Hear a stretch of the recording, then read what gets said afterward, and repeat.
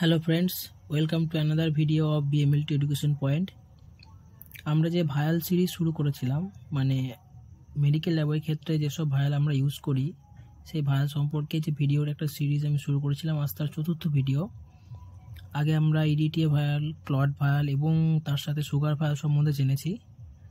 আজ আমরা জানব গ্রিন ক্যাপ ভায়াল বা হেপারিন টিউব। এই গ্রিন ক্যাপ ভায়ালকে আর একটা নামেও ডাকা হয় হেপারিন টিউব বা হেপারিন ভায়াল। এই ভায়ালটা কি কাজে ইউজ করা হয়, এর টাইপ কি এবং এর টাইপগুলোর কি কাজ সেটা জানার জন্য আজকের এই ভিডিও। তো শুরু করছি।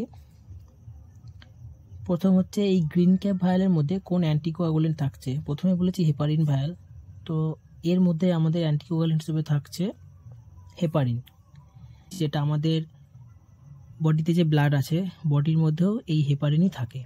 এটা হচ্ছে একটি ন্যাচারালি অকারিং অ্যান্টিকোয়াগুলেন্ট, যেটা কি করে, which prevents blood from clotting. যেহেতু অ্যান্টিকোয়াগুলেন্ট সেহেতু ব্লাডকে ক্লট করতে দেয় না, এবং এর ক্ষেত্রে আমরা কি পাবো, প্লাজমা পাবো। অ্যান্টিকোয়াগুলেন্ট মিশ্রিত ব্লাড হলেই আমরা প্লাজমা পাই, প্লাজমা পাবো, যেটা বিভিন্ন রকম টেস্টের জন্য আমরা ইউজ করি। তো এই হেপারিনের কাজটা কি প্রথম একটু জেনে নিই। Heparin activates antithrombin 3। এই যে অ্যান্টিথ্রম্বিন 3, এইটা হচ্ছে একটা ব্লাড প্রোটিন। এই প্রোটিনটা কি করে, থ্রম্বিনকে ইনঅ্যাক্টিভেট করে দেয়। থ্রম্বিন যদি ইনঅ্যাক্টিভেট হয়ে যায় তাহলে আর ব্লাড ক্লট করবে না। তো হেপারিনটা এইভাবেই কাজ করে, এই থ্রম্বিন এনজাইমটাকে ইনঅ্যাক্টিভেট করে দেয়, যেটা আমাদের ক্লটকে প্রমোট করে, সেটাকে ইনঅ্যাক্টিভেট করে দেয়। সেই কারণে আর কোনো রকম ব্লাড ক্লটিং হয় না। এবার জানবো কি কি টেস্ট এই হেপারিন ভায়াল দ্বারা আমরা করতে পারি। হেপারিন ভায়ালের মধ্যে ব্লাড নিয়ে কি কি টেস্ট আমরা করতে পারি। মেনলি ইউজ করা হয় ইলেকট্রোলাইট অ্যানালিসিসের ক্ষেত্রে, আর্টারিয়াল ব্লাড গ্যাস অ্যানালিসিসের ক্ষেত্রে, যেটা আমরা বলে থাকি ABG arterial blood gas analysis. এটাকে ইউজ করা হয় বিভিন্ন রকম স্পেশালাইজ টেস্টের জন্য। অনেকগুলো স্পেশালাইজ টেস্ট হয়, তার মধ্যে একটা হচ্ছে ক্রোমোজোমাল স্টাডিজ বা ক্রোমোজোম স্টাডিজ। আমরা ডাউন সিনড্রোম, টার্নার সিনড্রোম এগুলো নাম শুনেছি, যেগুলো হচ্ছে ক্রোমোজোমাল ডিসঅর্ডার্স। তো ক্রোমোজোম স্টাডিজের ক্ষেত্রে এই হেপারিন ভায়ালের মধ্যে ব্লাড নিয়ে সেই ক্রোমোজোম স্টাডিজগুলো করা হয়। এরপর আসছি টাইপস।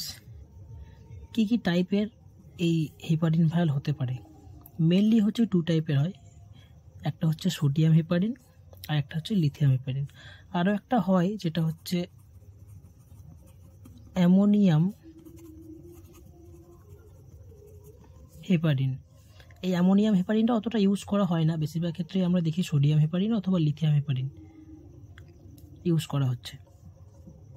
এই হেপারিনটা কি, হেপারিন কি করে, এটা হচ্ছে একটা নেগেটিভলি চার্জড মলিকিউল, যেটা কি করে, positively charge sodium and lithium আয়নের সাথে সেটা হচ্ছে কম্বাইন হয়ে তৈরি করে সল্ট কি হচ্ছে, আমরা যদি বলি লিথিয়াম হেপারিন আর সোডিয়াম হেপারিন কি, এগুলো হচ্ছে হেপারিনের সল্ট।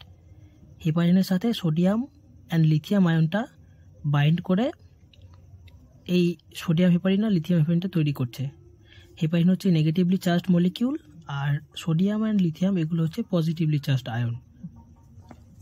এবার সোডিয়াম হেপারিনের কী কাজ। সোডিয়াম হেপারিনের কাজ হচ্ছে, sodium heparin preserves WBC better. Main thing যে সোডিয়াম হেপারিন হচ্ছে ডাব্লিউবিসিকে খুব ভালোভাবে প্রিজার্ভ করতে পারে লিথিয়াম হেপারিনের তুলনায়। লিথিয়াম হেপারিন কিন্তু সেলুলার এলিমেন্টগুলোকে অতটা ভালোভাবে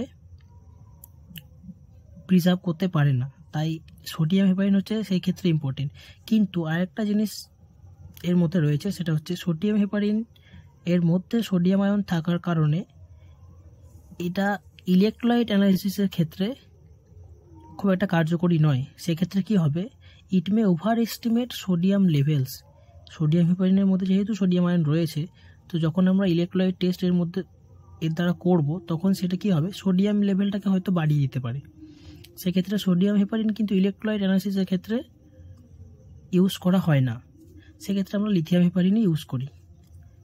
লিথিয়াম হেপারিন হচ্ছে মেনলি ইউজড ফর প্লাজমা মেন এর প্লাজমা থেকে আমরা অন্যান্য টেস্টগুলো করতে পারবো, কিন্তু এর সেলুলার এলিমেন্টকে মানে বিশেষ করে WBC-কে ব্লাড সেল যেগুলো রয়েছে, হোয়াইট ব্লাড সেল বলি না কেন, সেইগুলোকে প্রিজার্ভ করার ক্ষমতা লিথিয়াম হেপারিনের অতটা নেই। এবং এটা হচ্ছে ইলেকট্রোলাইট টেস্টের জন্য প্রেফারেবল, তার কারণ হচ্ছে এর মধ্যে কোনো সোডিয়াম আয়ন থাকছে না। তাই সোডিয়াম পটাশিয়াম যেটা আমরা ইলেকট্রোলাইট বলি, সোডিয়াম পটাশিয়াম ক্লোরাইড, সেক্ষেত্রে সোডিয়ামের কোনো রকম ইমব্যালেন্স হবে না, এর ওভার এস্টিমেট রেজাল্টও দেবে না। তো লিথিয়াম হেপারিন সোডিয়াম পটাশিয়াম বের করার ক্ষেত্রে খুবই ইম্পর্ট্যান্ট একটা ভায়াল। তো এই ছিল আজকের ভিডিও, কেমন লাগলো জানিও, এবং পরবর্তী ভিডিও পাওয়ার জন্য আমার চ্যানেলটিকে অবশ্যই সাবস্ক্রাইব করবে, এবং যদি ভিডিওটি ভালো লেগে থাকে তাহলে অবশ্যই একটা লাইক করবে, এবং যদি কোনো কিছু ভুল ইনফরমেশান আমি দিয়ে থাকি, হতেই পারে, মানুষ মাত্রই ভুল হয়, তাহলে অবশ্যই কমেন্টে জানাবে। Thank you.